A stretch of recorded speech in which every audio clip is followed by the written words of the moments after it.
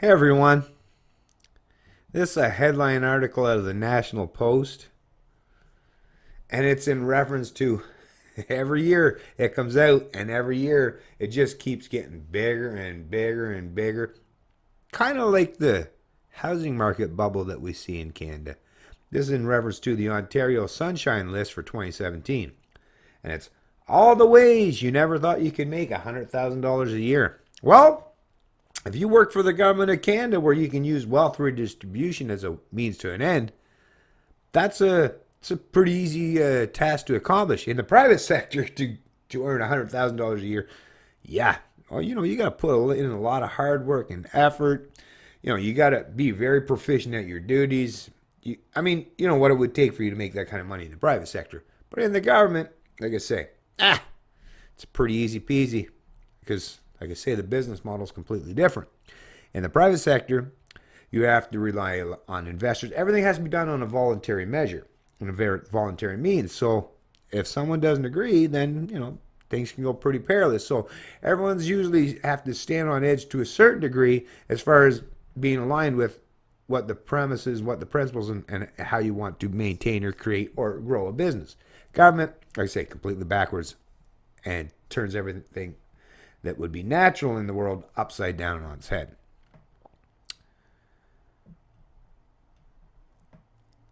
The Sunshine List keeps on growing, but it's not the executives who steal the spotlight for their scaled salaries.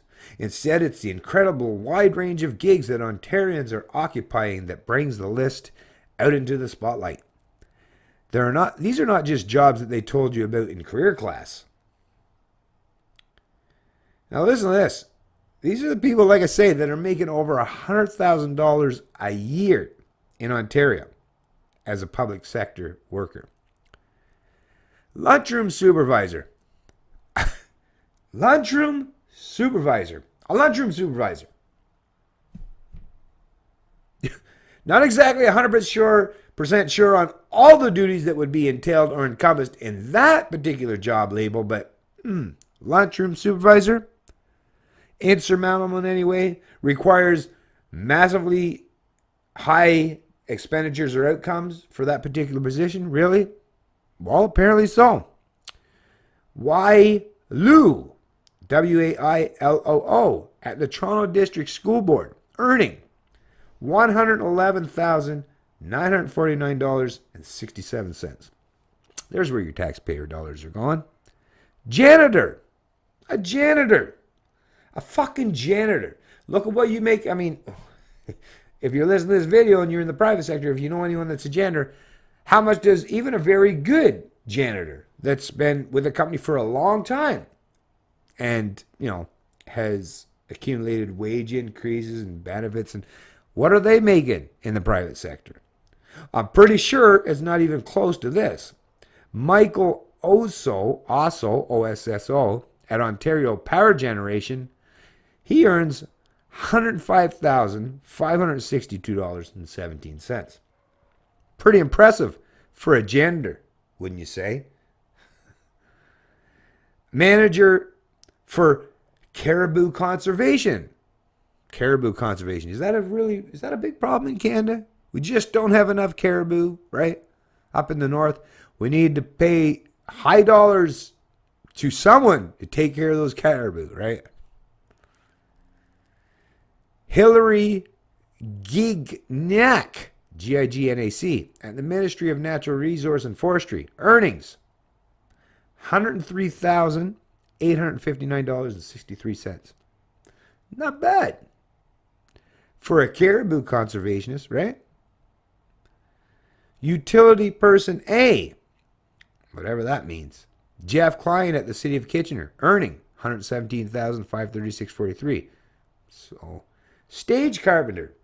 Now, we all know what a typical carpenter makes in the private sector, even if you're very proficient, very good at your job, right?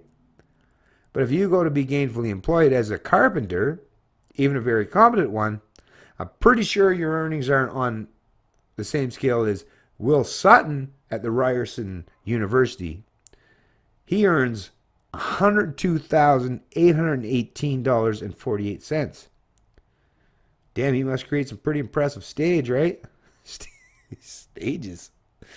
Jesus Christ. Holy fuck. Manager parliamentary protocol. I don't even know what the fuck. Once again, just invent terms, right? Like, you could probably get rid of these people and you wouldn't notice them gone tomorrow. But John Anderson at the Legislative Assembly earns $102,482.49. And a manager at the Chestnut Residence for the University of Toronto, $135,000, $61.06. So are you starting to see? And these are just some of the outrageous salaries that these central planning types, these people that, like I say, their paychecks rely solely on being able to steal from people to keep. So I suppose it's probably easy to pay someone a substantial income outside of the privy of what those would in the private sector when you can steal to pay for their incomes, right? It's like I say, government takes any sense of a business model or holding people to account or personal responsibility or personal accountability, throws it out the fucking window, as we're seeing. Ethicist Paula Majorie Childwick at William Osler Health System, earning $161,908.38. Ethicist. Wow. Right? Pretty damn good.